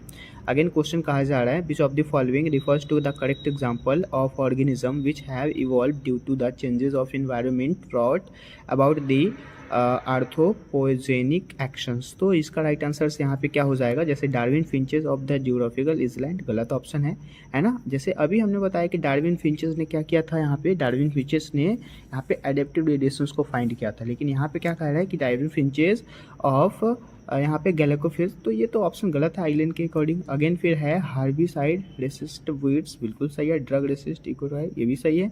And man created breed on the domesticated animal like dog, this is also correct, मतलब the right answer is 2, 3 and 4। Again फिर आता है नीट 2020 का ही क्वेश्चन पूछा गया है। यहाँ पे क्वेश्चन कह रहा है flippers of penguin and dolphins are the example of convergent evolution, simple सा क्वेश्चन। अगेन फिर आते हैं नेक्स्ट क्वेश्चन पे, इन ऑस्ट्रेलिया उसके बाद mesophilia and the placenta mammals have evolve to share many similar characteristics, this type of evolution में be refers to as, the right answer is convergent evolution, ठीक है। Again next question कहा जा रहा है, मतलब कि यहाँ पे आपको काफ़ी ज़्यादा पॉइंट लिखे हुए हैं, जैसे कि in a species a weight of the newborn range from 2 to 5 kg इन मतलब 2 to 5 kg है। 97% of the newborn with the average weight between 3 to 3 point इतना kg सर्वाइव वेयर एज 90%, ठीक है, ये भी कितना है 99% है। अगेन फिर है इन्फेंट बॉर्न वेट इतना से इतना तक लेकर के है और 5 kg का डाई हो गया। तब कहा जा रहा है यहाँ पे कि which type of selection process is taking place, मतलब कि कौन सा सेलेक्शन पोजीशन यहाँ पे सही होगा, ठीक है। तो सबसे पहले यहाँ पे एस्टैब्लिशिंग सेलेक्शन, देखिए अब एस्टैब्लिशिंग सेलेक्शन क्यों हमने सेलेक्ट किया है, क्योंकि देखिए सबसे पहले 97% तो इतने परसेंट हो गया, मतलब इतना से इतना केजी का, और इतना से इतना केजी सर्वाइव कर रहा है, ठीक है, इसीलिए यहाँ पे एस्टैब्लिशिंग सेलेक्शन हो जाएगा, क्योंकि सर्वाइविंग ऑप्शन आ रहा है, ठीक है। उसके बाद फिर नेक्स्ट क्वेश्चन पे देखते हैं, among the following set of example for divergent convergent evolution, select the incorrect statement. तो यहाँ पे इनकरेक्ट स्टेटमेंट कौन सा होगा, जैसे कि कह रहा है brain bat man, brain of the bat बिल्कुल सही है, मैन एंड चीता ये भी बिल्कुल सही है। मतलब ब्रेन लेते हैं बैट का, मैन का और चीता का। उसके बाद हार्ट ऑफ बैट मैन चीता बिल्कुल सही है, फॉलिम ऑफ मैन बैट चीता बिल्कुल सही है। लेकिन आई ऑफ ऑक्टोपस, ऑक्टोपस कहाँ से आ गया भाई, ये तो गलत ऑप्शन है, तो this is the incorrect statement. Again आते हैं नेक्स्ट क्वेश्चन पे, the similarity of bone structure in the four limb of many vertebrate is an example of the right answer is homology. Again आते हैं next question पे जो कि NEET 2016 में पूछा गया है, analogous structure are a result of, तो इसका राइट आंसर एनालोगस जो होगा वो कन्वर्जेंट इवोल्यूशन होगा, ठीक है। अगेन फिर नेक्स्ट क्वेश्चन देखते हैं, which one of the following structure is homologous to the wing and bird, the right answer is flipper and whale. Again फिर यहाँ पे नेक्स्ट क्वेश्चन जो कहा जा रहा है, इसमें क्या कहा जा रहा है, the wing of a bird and the wing of an insect are, the right answer is B, analogous structure and represent convergent evolution. अगेन फिर नेक्स्ट क्वेश्चन कहा जा रहा है, forelimb of cat lizard used in the walking, forelimb of whale used in the swimming and forelimb of the bat used in the flying are an example of, this is all are homologous organ, ठीक है। जितने भी दिख रहे हैं आपको सबके सब होमोलोगस ऑर्गन के ही हैं। अगेन फिर नेक्स्ट क्वेश्चन है, which one of the following is analogous organ, तो एनालोगस में विंग ऑफ बैट आ जाएगा और विंग ऑफ द पेगन, ठीक है, मतलब कि पिजन और बैट के पंख, ठीक है। अब यहाँ पे कह रहा है कि gills of the prawn, lungs of the man, तो ये तो ऑप्शन गलत है, यहाँ पे प्रॉन तो नहीं आ सकता, मैन भी नहीं आ सकता, बगनविलिया गलत ऑप्शन है, और यहाँ पे लेग ऑफ द हॉर्सेस बिल्कुल ऑप्शन गलत है। इनालोगस कहा जा रहा है, तो इनालोगस में बैट और पिजन ही आते हैं जिसके विंग आ गए, ठीक है। अगेन फिर नेक्स्ट क्वेश्चन जो कि कहा जा रहा है, the eye of the octopus and eye of cat show different patterns of structure at they perform similar functions, this is the example of C, analogous organ and that have evolve due to the convergent evolution, ठीक है। Again फिर NEET 2013 में यहाँ पे क्या question कहा जा रहा है, नीट 2013 में यहाँ पे क्वेश्चन कहा गया था, the process by which organism with different evolutionary history evolve similar phenotypic adaptations in response to a common environmental challenges is called convergent evolution, ठीक है। तो देख सकते हैं आपकी कन्वर्जेंट इवोल्यूशन से कितने ज़्यादा क्वेश्चन पूछे जा रहे हैं। अगेन आते हैं नेक्स्ट क्वेश्चंस पे, नेक्स्ट क्वेश्चंस कहा जा रहा है, evolution of different species in a given area starting from a point and spreading to other geographical area is known as adaptive radiation, ठीक है, जो कि AIPMT 2012 में पूछा गया था। अगेन फिर है यहाँ पे करेक्ट ऑप्शंस आपको चूज़ करने हैं, इसके एग्जाम्पल आपको जैसे कि दिख रहा है, तो यहाँ पे ए एग्जाम्पल करेक्ट हो जाएगा, क्योंकि आई ऑफ ऑक्टोपस एंड मैमल्स जो होते हैं उसके डाइवर्जेंट इवोल्यूशन होते हैं बोन ऑफ फोरलिम एंड वर्टिब्रेट, ठीक है। अगेन फिर आते हैं नेक्स्ट क्वेश्चन जो कि कहा जा रहा है यहाँ पे, Peripatus of is a connecting link between Annelida and the Arthropoda, ठीक है। Again Darwin finches are the excellent example of adaptive radiation and next question, thorn the bougainvillea and tendril of the Cucurbita are the example of homologous organ, ठीक है। अब आते हैं हम अपने next topic पे, क्योंकि इसके बाहर का क्वेश्चन जो है काफ़ी ज़्यादा पुराना है। So this is our next topic, theories of the evolution. यहाँ से क्वेश्चन कैसे आया था, जैसे क्वेश्चन कहा गया जेनेटिक ड्रिफ्ट एपिरेटस इन, तो नीट 2016 में पूछा गया था और AIPMT 1998 में पूछा गया था, ठीक है। तो स्मॉल आइलैंड जो होता है पॉपुलेशन का वही होता है जेनेटिक ड्रिफ्ट, ठीक है, तो ये इसका राइट आंसर हो जाएगा। अगेन आता है नेक्स्ट क्वेश्चन पे, अगेन फिर नेक्स्ट क्वेश्चन कहा जा रहा है, industrial मिलेनिज्म is an example of, ठीक है, तो इसका राइट आंसर नेचुरल सेलेक्शन हो जाएगा। अगर ये सब क्वेश्चन आपको पता नहीं है तो सबके सब आप यहीं पे याद करते चलेंगे, ठीक है। अगेन फिर नेक्स्ट क्वेश्चन को देखते हैं, variations in a gene frequencies within population can occur by chance rather than the natural selection, this is refers to as genetic drift, ठीक है। अगेन फिर नेक्स्ट क्वेश्चन यहाँ पे देखेंगे, नेक्स्ट क्वेश्चन फिर यहाँ पे क्या कहा रहा है, in the case of peppered mouth, मतलब कि यहाँ पे जो भी ऑप्शन है इसके according A is the right answer, ठीक है। आगे के क्वेश्चन काफ़ी ज़्यादा पुराने हैं, इसलिए हम नेक्स्ट क्वेश्चन पे आते हैं। So this is our next topic, speciations और एंड आइसोलेशन, ठीक है। अब स्पेसिएशन एंड आइसोलेशन पे क्या क्वेश्चन है, the factor that lead to founder effect in a population is, देखिए फाउंडर इफेक्ट पे क्वेश्चन इस बार भी आया हुआ था 2023 में, ठीक है, जो कि हमने डिस्कस कर लिया है, ठीक है। The factor of the lead to founder effect in a population, this is genetic drift, ठीक है। मतलब कि जब भी फाउंडर इफेक्ट आपको दिख गया मतलब genetic drift is the right answer, ठीक है। अगेन फिर नेक्स्ट क्वेश्चन पे आते हैं। ए population of a species invaded and a new area, which of the following conditions will lead to the adaptive radiations? The right answer is C, area with many types of vacant habitat, ठीक है। Again आते हैं फिर next question पे, which of the following represent order of force? The right answer is Perry-Swarikota, okay. Again फिर यहाँ पे next question क्या कहा जा रहा है, in Hardy Weinberg equations the frequency of the homozygous individual is represented by 2pq, ये एक फॉर्मूला होता है, तो आप यहाँ से रिप्रेजेंट मतलब कि हाइडी वेनबर्ग इक्वेशन जब कहा जाएगा तो 2pq is the right answer, okay, जो कि नीट 2016 में पूछा गया था। अगेन फिर नीट 2013 में क्या पूछा गया है, the tendency of populations to remains in genetic equilibrium may be the distributed by, तो इसका राइट आंसर यहाँ पे लैक ऑफ रैंडम मैचिंग हो जाएगा, ठीक है। अगेन फिर नेक्स्ट क्वेश्चंस को देखते हैं। According to Darwin the organic evolution is due to, the right answer is B, inter specific competitions, okay. अब आता है फिर हम अपने नेक्स्ट टॉपिक पे। This is our next topic, topic 5, human evolution, ठीक है। यहाँ से क्वेश्चन क्या पूछा गया था, नीट 2020 में क्वेश्चन आया था।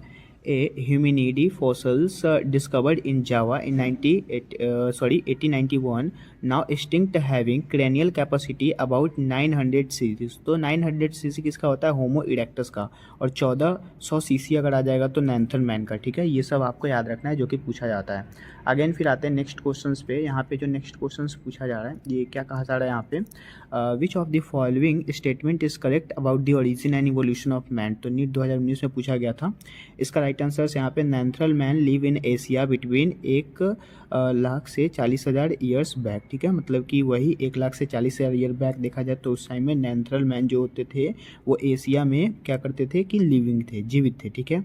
अगेन फिर यहाँ पे नेक्स्ट क्वेश्चन है, मैच करना है जैसे कि होमो हैबिलिस, तो होमो हैबिलिस का यहाँ पे हम 600 से 500 सीसी मिला लेंगे, क्योंकि होमो हैबिलिस जो होते हैं उसके जो भी ब्रेन साइज थे वो 650 से 800 सीसी थे। अगेन होमो नेंथरमैन का 1400 होता है, ठीक है, सो 4 इज द राइट। अगेन फिर होमो इरेक्टस का 900 सीसी जो कि अभी हमने क्वेश्चन किया, और होमो सेपियंस का यहाँ पे 1300 सीसी होता है, ठीक है। So correct option is B, 3, 4, 1 and 2। Again फिर नेक्स्ट क्वेश्चन है, the chronological order of the human evolution from earlier to the recent is, so the right answer is B, मतलब कि सबसे पहले रामापिथिकस, फिर ऑस्ट्रेलोपिथिकस, फिर होमो हैबिलिस, और फिर आता है लास्ट में हमारा Homo erectus. Again the next question is which one of the most significant trend on the evolution of modern man, मतलब होमो सेपियंस जो होते हैं फ्रॉम हिज एंसेस्टर्स, तो इसका right answer increasing brain capacity, मतलब कि वो ब्रेन कैपेसिटी को इंक्रीज करने का काम करते हैं। अगेन द नेक्स्ट क्वेश्चन जो कि कुछ इंपॉर्टेंट है, which one of the following closest relative man, the right answer is chimpanzee. Chimpanzee जो होता है वो एक क्लोजेस्ट रिलेटिव मैन की तरह है, ठीक है। अगेन फिर होमो सेपियंस इवॉल्व ड्यूरिंग द प्लियोटोकैन, ठीक है। अगेन फिर नेक्स्ट क्वेश्चन जो कि 2000 ईस्वी में पूछा गया था, AIPMT का क्वेश्चन है, which one of the following features is closest related with the evolution of man, the right answer is यहाँ पे shortening of the jaw. Again फिर नेक्स्ट क्वेश्चन यहाँ पे क्या पूछा जा रहा है, which of the following primate the closest relative of human की तरह कौन क्लोजेस्ट रिलेटिव होता है, तो गोरिल्ला होता है। फिर हमने अभी जस्ट किया था चिंपैंजी का, तो चिंपैंजी होता है, ठीक है। Again the next question is which is not a vestigial part of in a human, तो राइट आंसर यहाँ पे फिंगर एंड नेल्स हो जाएगा, ठीक है। बेसिकली इस चैप्टर की बात की जाए तो ये चैप्टर काफ़ी ज़्यादा इंपॉर्टेंट है और काफ़ी ज़्यादा लेंदी भी है, मतलब कि इस चैप्टर को कवर करने के बाद हमारे total 40 to 44 number it means cover हो जाएंगे, ठीक है। अब यहाँ पे ना हमारे काफ़ी ज़्यादा टॉपिक है, मतलब इस चैप्टर में टोटल हम 4 से 5 टॉपिक को कवर करेंगे और प्रत्येक टॉपिक से 3 से 4 क्वेश्चन पूछे जाते हैं, ठीक है। तो जैसा कि आपको फर्स्ट टॉपिक यहाँ पे दिख रहा होगा, the genetic material DNA and RNA का, ठीक है। सबसे पहले हम इस टॉपिक को डिस्कस करते हैं। So this is our first topic, the genetic material DNA and RNA. ठीक है, अब यहाँ पे जो फर्स्ट क्वेश्चन कहा गया है, क्या कहा जा रहा है first question, the process of translation of mRNA, मतलब कि ट्रांसलेशन का मतलब एमआरएनए के इंटरनली, मैसेंजर आरएनए के इंटरनली जो ट्रांसलेशन का प्रोसेस होता है कहाँ से कहाँ तक, तो प्रोटीन तक, वो कहाँ से वेगन होता है। ठीक है, तो वही क्वेश्चन पूछा जा रहा है। इसका राइट आंसर यहाँ पे डी हो जाएगा, द स्मॉल सब unit of ribosome inter counters mRNA. Okay, जो कि नीट 2022 में पूछा गया है। अगेन आते हैं हम अपने नेक्स्ट क्वेश्चन पे। यहाँ पे क्वेश्चन क्या कहा जा रहा है, read the following statement and choose the correct option. ठीक है, मतलब कि आपको स्टेटमेंट पढ़ना है और वहाँ पे चूज करना है करेक्ट ऑप्शंस को। जैसे कि फर्स्ट स्टेटमेंट कहा जा रहा है, euchromatin is loosely pack chromatin, तो ये बिल्कुल सही ऑप्शन है। उसके बाद हेट्रोक्रोमेटिन इज ट्रांसक्रिप्शनली एक्टिव, ये जो है हेट्रोक्रोमेटिन नहीं होना चाहिए था, ये होमोक्रोमेटिन होता तब जाके एक्टिव होता है, तो ये गलत है। ठीक है, अगेन फिर histone octamer is wrap and negatively charge DNA nucleus, बिल्कुल सही बात है, ये नीट 2023 में भी क्वेश्चन यहाँ से आया हुआ है। Again histone are rich in lysine and arginine, तो ये भी बिल्कुल सही है। ठीक है, अर्जिन, तो राइट आंसर यहाँ पे हो जाएगा 1, 3, 4 एंड 5 नंबर देख लेते हैं। Typical nucleosome contain 400 BP, DNA helix में 360 होता है, तो ये ऑप्शन भी गलत हो गया, मतलब कि यहाँ राइट आंसर 1, 3 एंड 4 हो जाएगा। ठीक है, so the right answer is 1, 3 and 4। Again आते हैं हम अपने नेक्स्ट क्वेश्चंस पे। यहाँ पे नेक्स्ट क्वेश्चंस क्या कहा जा रहा है, if the length of a DNA molecule is 1.1 metre and what will be the approximate number of base pair. ठीक है, तो नीट 2022 में फिर से यहाँ पे क्वेश्चन है, लगभग आपको मैं 4 क्वेश्चन दिखाऊंगा। ठीक है, इस टॉपिक के, तो 3 क्वेश्चन यहाँ पे हो गए, मतलब कि इसका right answer 3.3 into 10⁹ base pair होता है, ये बिल्कुल आपको याद करने वाला है। ठीक है, अगेन आते हैं फिर से, नीट 2022 में पूछा गया है, मतलब कि 4 क्वेश्चन पूछे गए सिर्फ इस टॉपिक से, आगे भी टॉपिक्स हैं। अब देखिए, 10 E. coli cells with an dsDNA are included a medium containing an nucleotide. After 60 minutes, how many E. coli cells will have DNA totally free from, ठीक है, in the nitrogen, तो इसका राइट आंसर यहाँ 60 sales हो जाएगा। ठीक है, again आते हैं हम अपने नेक्स्ट क्वेश्चंस पे। Which one of the following statement about histone is wrong. ठीक है, मतलब कि हिस्टोन के अबाउट में आपको बताना है जो कि रॉन्ग हो।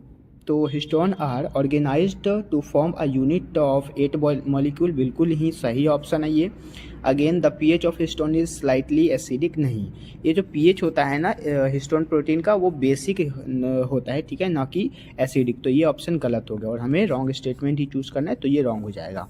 अगेन आते हैं हम अपने नेक्स्ट क्वेश्चंस पे। यहाँ पे नेक्स्ट क्वेश्चन फिर क्या कहा जा रहा है, which is the only enzyme that has capability to catalyze initiations, elongation and terminalization in the process transcription in prokaryotes. So the right answer is B, DNA dependent and RNA polymerase। ठीक है, जो कि NEET 2021 में पूछा गया। तो 2 question अभी हमने नीट 2021 के देखे, फिर यहाँ पे आप देख सकते हैं कि नीट 2021 के फिर यहाँ पे 3 क्वेश्चन है, मतलब कि 2021 में 5 क्वेश्चन सिर्फ इस टॉपिक से आया था। विच of the following RNA is not required for synthesis of protein. ठीक है, मतलब कि आरएनए किसके प्रोटीन के सिंथेसिस में रिक्वायर्ड नहीं होता है, तो siRNA में वो रिक्वायर्ड नहीं होता है प्रोटीन के सिंथेसिस का। ठीक है, प्रोटीन का रिक्वायर्ड नहीं होता, तो यहाँ पे राइट आंसर्स क्या हो जाएगा, यहाँ पे siRNA, बाकी mRNA, tRNA और rRNA में होता है, लेकिन siRNA में नहीं होता, क्योंकि ये हमें पढ़ना ही नहीं है। ठीक है, अब आते हैं अगेन देखते हैं next question. If adenine make 30% of DNA molecule, अगर एडेनिन 30% क्या करता है, डीएनए मॉलिक्यूल को कंटेन करता है, बनाता है, that will be the percentage thymine, guanine and cytosine. तब आपको बताना है कि थायमिन का कितना परसेंट होगा, गुआनिन का और साइटोसिन का कितना परसेंट होगा। तो यहाँ पे एडेनिन जब 30% है, तो बिल्कुल ही समझिए कि थायमिन का भी 30% होगा, क्योंकि एडेनिन के बराबर थायमिन होता है, तो 30% वाले को हम चूज कर लेंगे, बाकी 20-20 है, तो ये गलत हो जाएगा। और फिर यहाँ गुआनिन का 20%, साइटोसिन का 20%। ठीक है, so the right answer is C. Again आते हैं फिर नेक्स्ट क्वेश्चंस पे। Complete the follow chart on central dogma.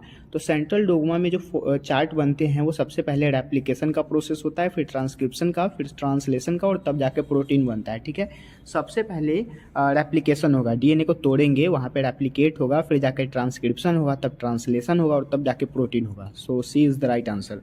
Again आते हैं नेक्स्ट क्वेश्चंस पे। यहाँ नेक्स्ट क्वेश्चंस क्या कहा जा रहा है, ई कोली हैज़ ओनली इतना बेस पेयर, ठीक है, and complete the process of replication within 18 minute, then the average rate of polymerisation approximate. तो 4000 बेस पेयर पर सेकेंड जो कि एनसीईआरटी के लाइन है और नीट 2020 में पूछे गए हैं। अब आते हैं नेक्स्ट क्वेश्चन पे।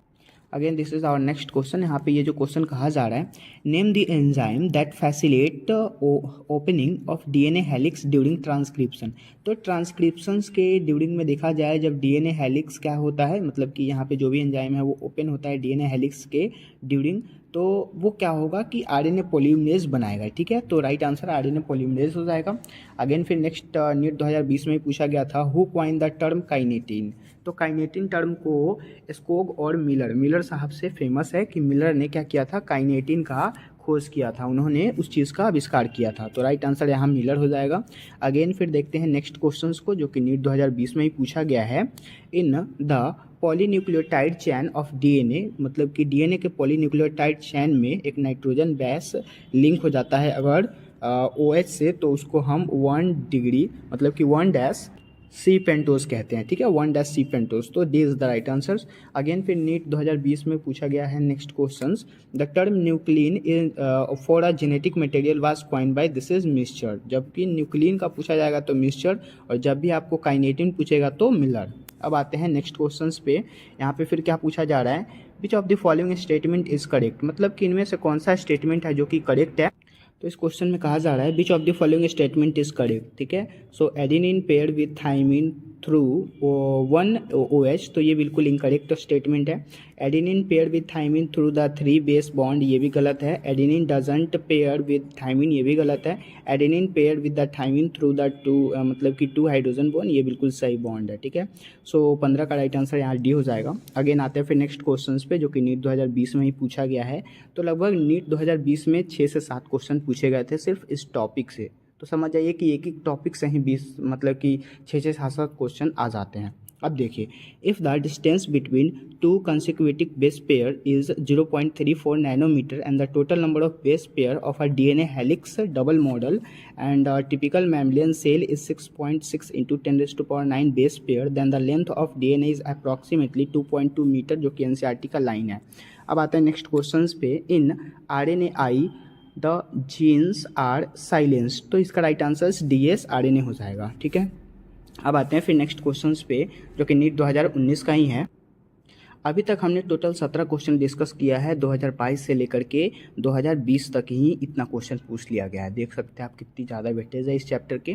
अब आते हैं नेक्स्ट क्वेश्चन पे, what initiations and terminations factors are involve in transcription in eukaryote. तो अल्फा बीटा, मतलब कि अल्फा बीटा नहीं हो सकता, अल्फा एंड गामा रिस्पेक्टिवली। मतलब कि जब भी आपको इनिशिएशन और टर्मिनेशन पूछा जाएगा किसके लिए, यूकैरियोट के लिए, तो यहाँ पे अल्फा और गामा होगा। और जब भी आपको प्रोकैरियोट के लिए पूछता है तो अल्फा और बीटा होता है। ठीक है, तो राइट आंसर यहाँ पे alpha and gamma is the right answers.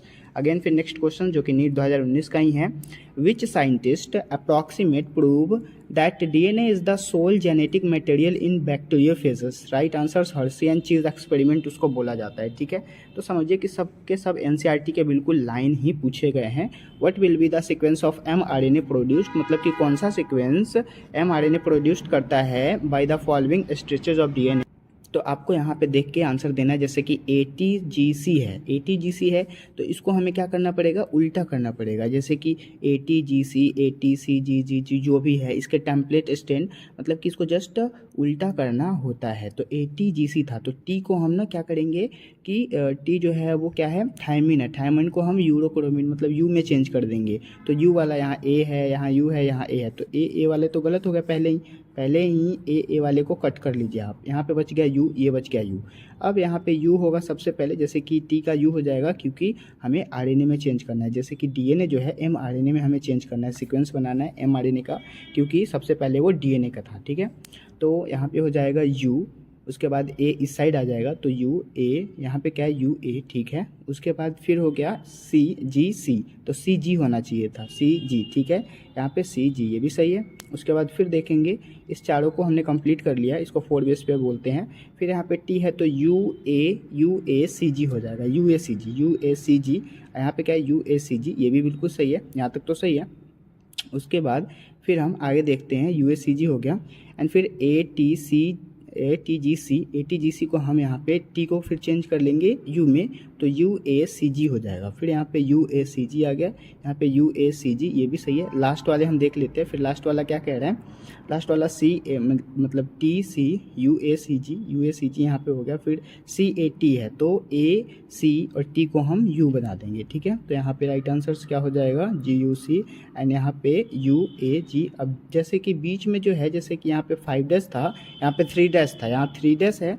अब देखिए सिंपल सा क्वेश्चन था, मतलब कि यहाँ 5 डैश है, यहाँ 3 डैश है, तो 3 डैश को हम चेंज भी तो करेंगे, हमने उल्टा किया है तो यहाँ पे 5 डैश होना चाहिए था, ये 3 डैश है, तो ये अपने ही गलत हो गया, ठीक है। तो राइट आंसर यहाँ पे बी हो जाएगा। अगेन आते हैं फिर नेक्स्ट क्वेश्चन पे, ठीक है। Again the next question is Which of the following nucleic acid is present in an organism having 70S ribosome only, ठीक है।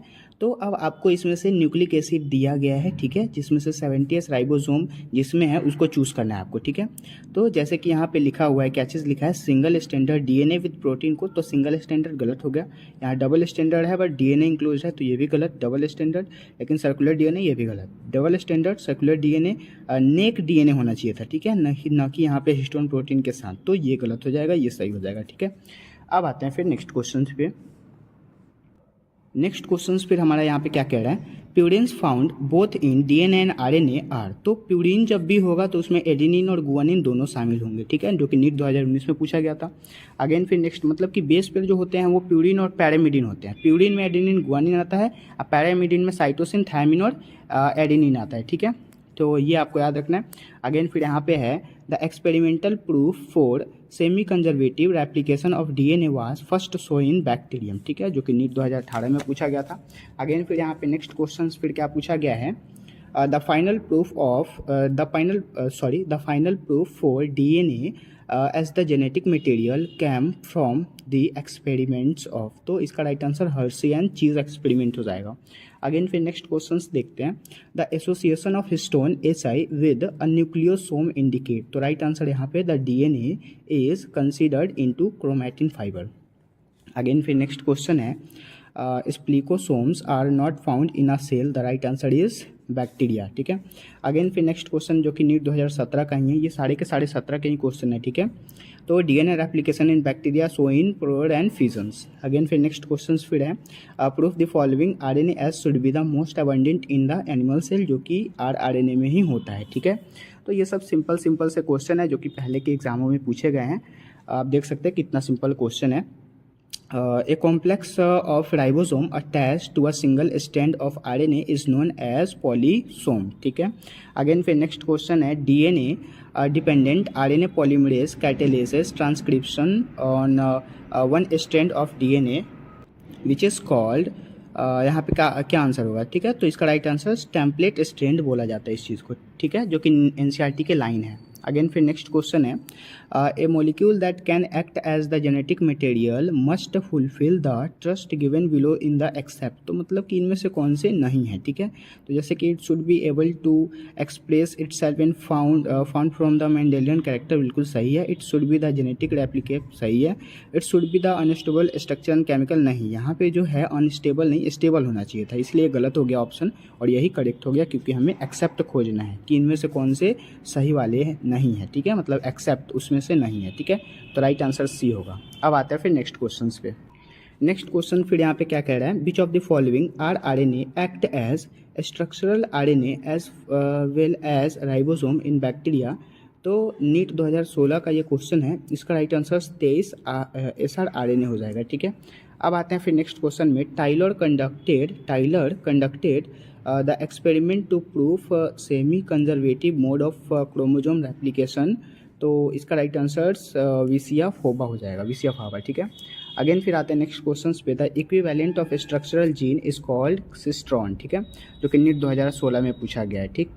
अगेन फिर नेक्स्ट क्वेश्चंस को देखते हैं, which one of the following is not a replication of RNA। इसका right answer यहाँ पे Chargaff rule हो जाएगा, ठीक है, मतलब कि इनमें से कौन RNA के एप्लीकेबल नहीं है, RNA के लिए कौन से एप्लीकेबल नहीं है, तो इसका राइट आंसर चरगाफ रूल, बाकी सारे एप्लीकेबल्स हैं। अगेन फिर नेक्स्ट क्वेश्चन है, identify the correct order of organisation of genetic material from largest to smallest, ठीक है। तो इसका राइट आंसर यहाँ पे जीनोम, क्रोमोजोम, जीन, न्यूक्लियोटाइड हो जाएगा। अगेन फिर AIPMT 2014 का क्वेश्चन है, transformation was discovered by, transformation को किसने डिस्कवर किया था, तो ग्रिफिथ ने डिस्कवर किया था, स्मिथ ग्रिफिथ जो नाम उनका पूरा फुल फॉर्म है।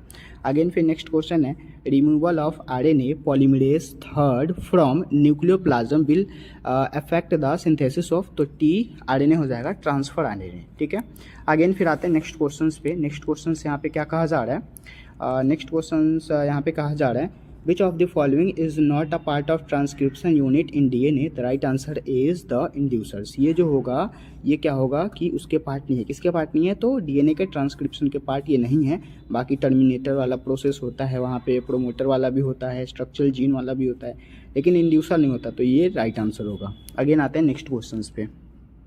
इस क्वेश्चन में कहा जा रहा है, ribosomal RNA is actively synthesis in, तो राइबोसोमल RNA जो होता है एक्टिवली किसके लिए सिंथेसिस होता है, तो न्यूक्लियोसोम के लिए। अगेन फिर AIPMT 2012 का पूछा हुआ है, removal of introns and joining the exons in a defining order during the transcription is called splicing. Again फिर next question, what are the structure called that are given in appearance as breast on string and chromosome with view in under electron microscope, the right answer is, जैसे कि gene जो है वो तो दिखता नहीं है, बाकी सारे दिखते नहीं है, लेकिन न्यूक्लियोसोम को हम माइक्रोस्कोप के अंडर में देख सकते हैं। अगेन फिर नेक्स्ट क्वेश्चन यहाँ पे, whose experiment crack the DNA and discovered vocablically that is genetic code in a triplet, the right answer is Nirenberg and Mathieu, ठीक है।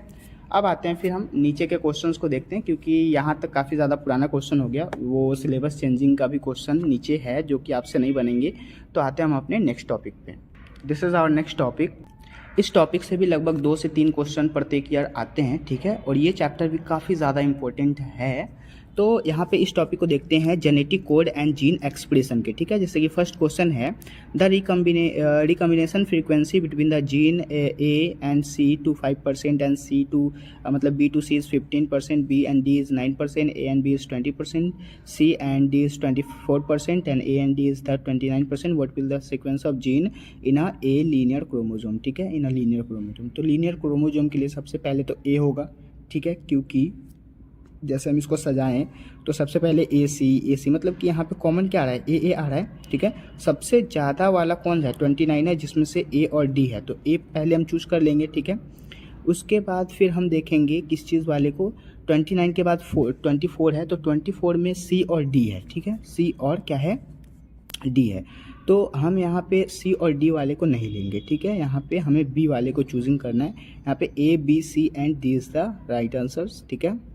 Sorry A B C and D नहीं होगा, क्योंकि 24 है, 24 में C और D होते हैं, तो C और D में सबसे पहले कौन आता है, C आता है, तो C को हम लेंगे, तो A हो गया, फिर C हो गया।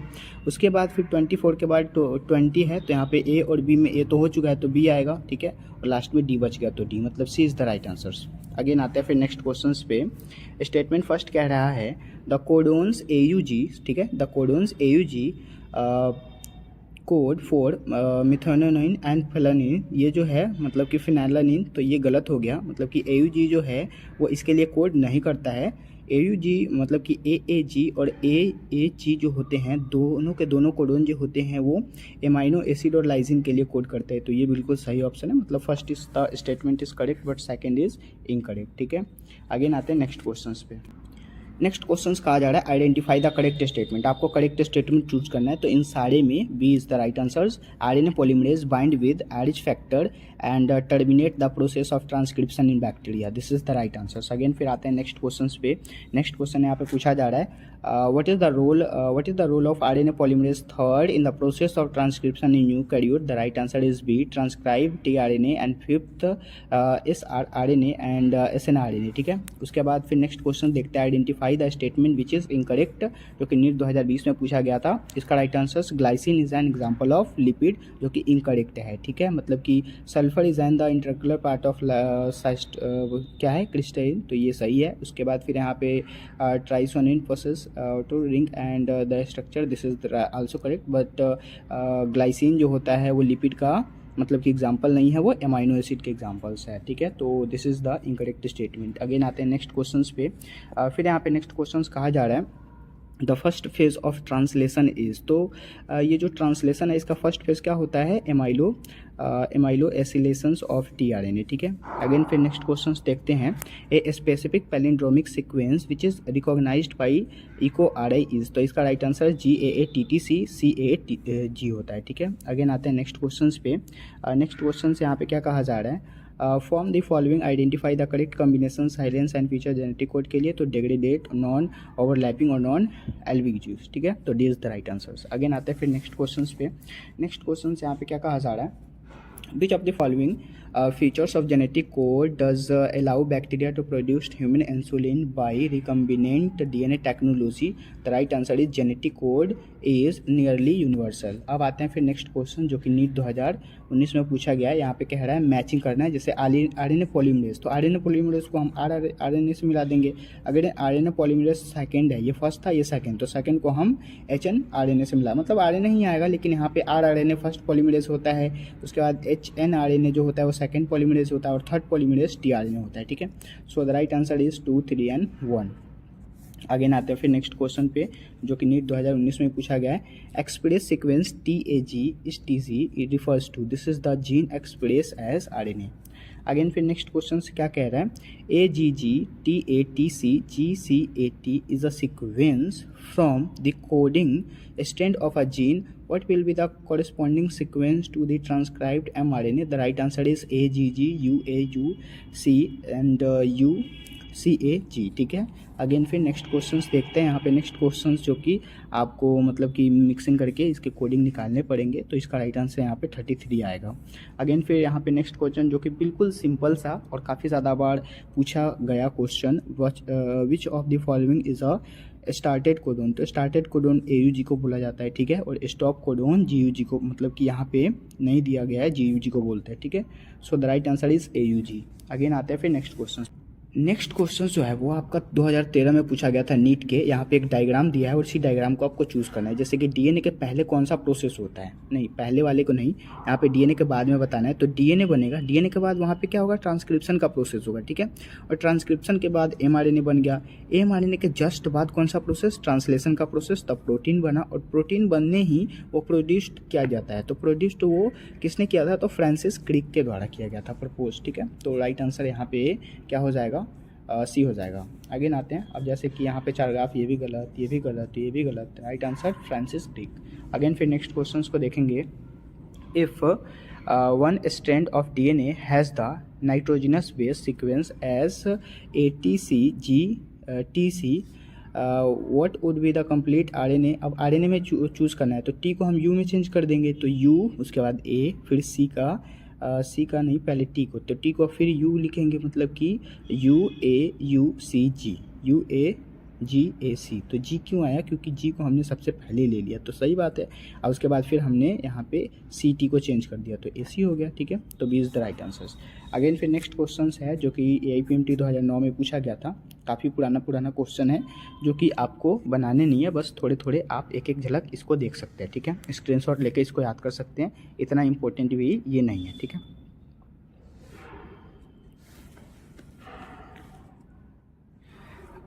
अगेन फिर हम आते हैं, हम अपने नेक्स्ट जो भी हमारे टॉपिक है उस टॉपिक पे हम आते हैं, ठीक है, क्योंकि ये सब जो क्वेश्चन है उतने इंपॉर्टेंट आपके लिए शो नहीं करते हैं, ठीक है। तो मिलते हैं फिर नेक्स्ट क्वेश्चन पे। अगेन देखते हैं फिर नेक्स्ट टॉपिक को, रेगुलेशन ऑफ जीन एक्सप्रेशन के, ठीक है। यहाँ पे फर्स्ट क्वेश्चन कहा जा रहा है, transpose can be the during which one of the following, तो इसका राइट आंसर जीन साइलेंसिंग हो जाएगा।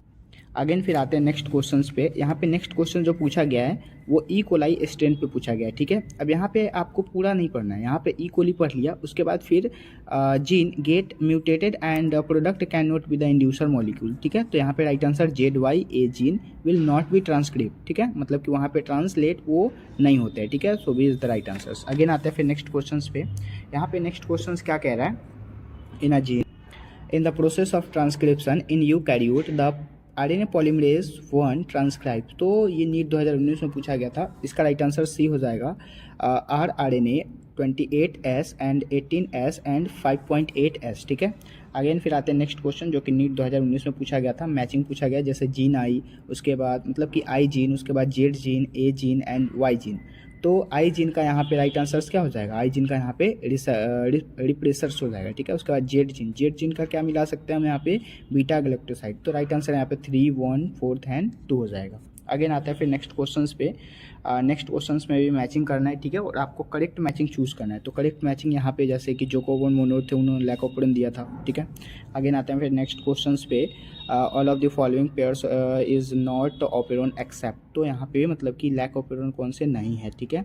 तो इनहाउंस मतलब कि यहाँ पे एनहाउंसर्स जो होते हैं वो नहीं होता है, बाकी ऑपरेटर्स इसके यूज़ करते हैं। स्ट्रक्चरल जीन का यूज़ होता है, प्रोमोटर का तो आता ही है रोल, ठीक है। आगे आते हैं नेक्स्ट क्वेश्चन जो कि नीट 2016 में पूछा गया है। इस क्वेश्चन में क्या कहा जा रहा है, which of the following is required as inducer for the expression of lac operon. तो इसका राइट आंसर लैक्टोज हो जाएगा। अगेन आते हैं नेक्स्ट क्वेश्चंस पे, रॉन्गली मैच करनी है आपको, जैसे कि ट्रांसक्रिप्शन में लिखा है writing information from DNA to RNA. तो नहीं, ये ऑप्शन गलत है।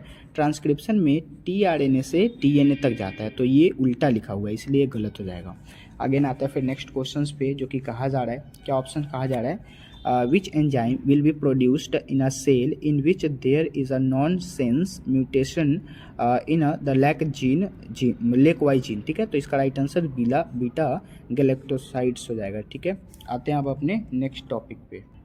This is our next and last topic, जो कि इस चैप्टर का है, human genome project and DNA fingerprinting. यहाँ से भी काफ़ी क्वेश्चन आते हैं, जैसे कि यहाँ पे फर्स्ट क्वेश्चन कहा जा रहा है DNA polymorphism from the basis of. तो राइट आंसर इसका यहाँ पे बी हो जाएगा, both genetic mapping and DNA fingerprinting. Again आते हैं फिर नेक्स्ट क्वेश्चन पे, जो क्या कहा जा रहा है, if a geneticist use the approaches for sequencing and whole genome assignment of the functions to different segment, the methodological adopted by him is called। तो इसका राइट आंसर यहाँ पे सीक्वेंस एनोटेशंस हो जाएगा, ठीक है। अगेन फिर यहाँ पे नीट 2021 में पूछा गया था question, DNA fingerprinting involve identifying differences in some specific regions in a DNA sequence is called repetitive DNA, ठीक है।